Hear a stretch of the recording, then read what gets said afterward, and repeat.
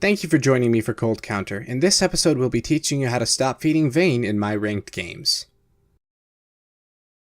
Let us hunt those who have fallen to darkness.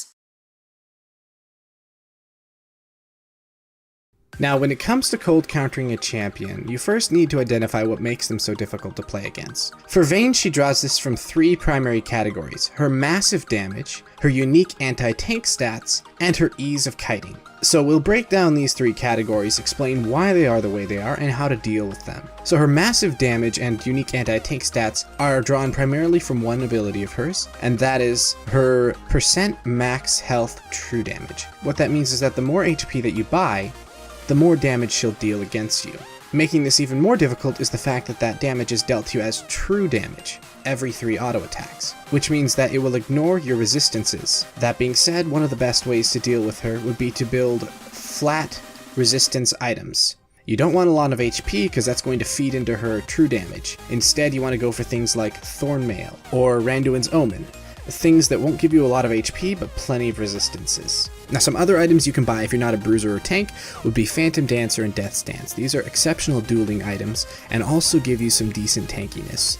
And of course, if you're a mage, don't forget your Zhonya's. When Vayne comes in on you and tries to get that third auto attack, Zhonya's, well, you've got 3 stacks of her passive on you, and she'll have to stop right there and won't be able to 3-shot you, which can buy you some time for your team to follow up. Now, on the topic of her easy kiting, she draws this from 2 categories.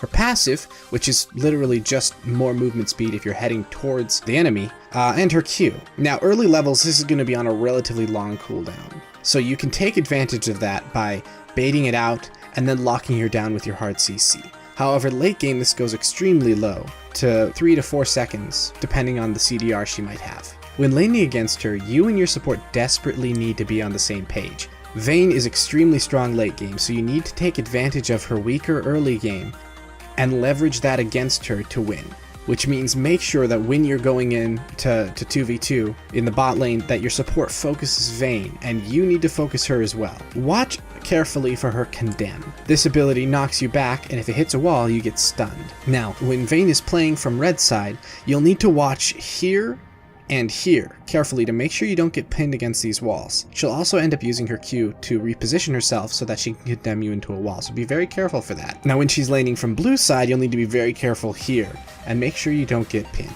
When a gank is coming, try to bait out her Condemn, that way she won't be able to use it to push the jungler back. And remember, when you're going all in to kill her, that she can only condemn one target. So if there's 2 to 3 damage dealers coming at her, she will only be able to peel one of them on her own. Now, when you first get into a game against her, definitely check her keystones. A common build that's been popping up lately, which you should keep an eye out for, is the Thunderlord's build. This one is all about maximizing burst and 3-shotting squishies. 1 auto attack, 2 auto attack, 3 auto attacks, and the true damage goes off from her passive, Thunderlords activates, and the target is usually dead late game. Now, if she's planning on playing a little more defensively, she might have Warlord's Bloodlust. It's an excellent skill on her, and under those circumstances, don't be afraid to invest in an early Executioner's Calling to take that lifesteal away from her.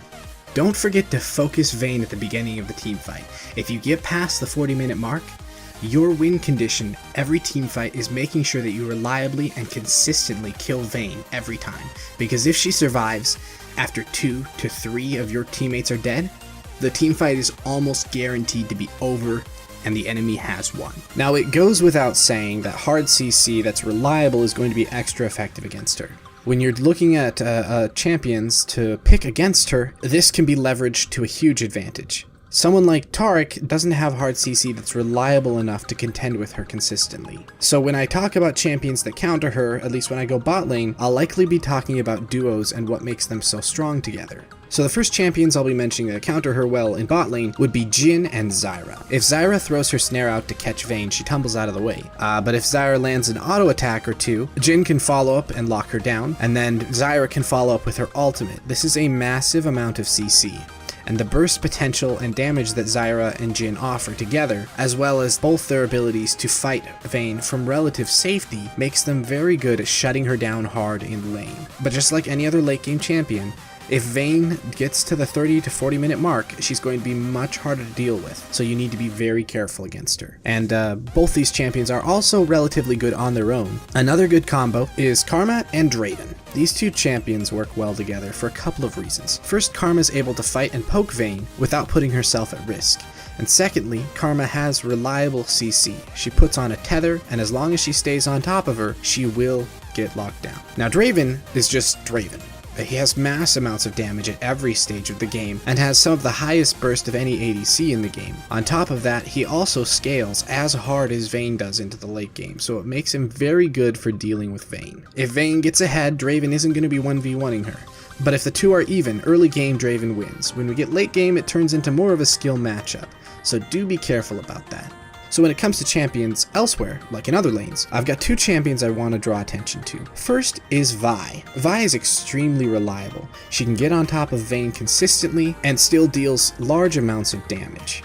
Another great one is Annie. Instant tilts for days. The reliability Annie offers in her stun ulti combo is amazing, and it will blow up any Vayne. And even if she buys QSS, your whole team is still able to follow up on a massive amount of damage that's been applied to a weak and limping Vayne.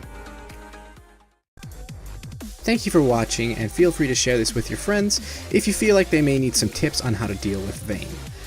Oh, and comment below your New Year's resolutions. Mine is to release one video every week for the entire following year. That's the plan. We'll see if I can hold to it. Anyways, you guys have an awesome day out on the Rift.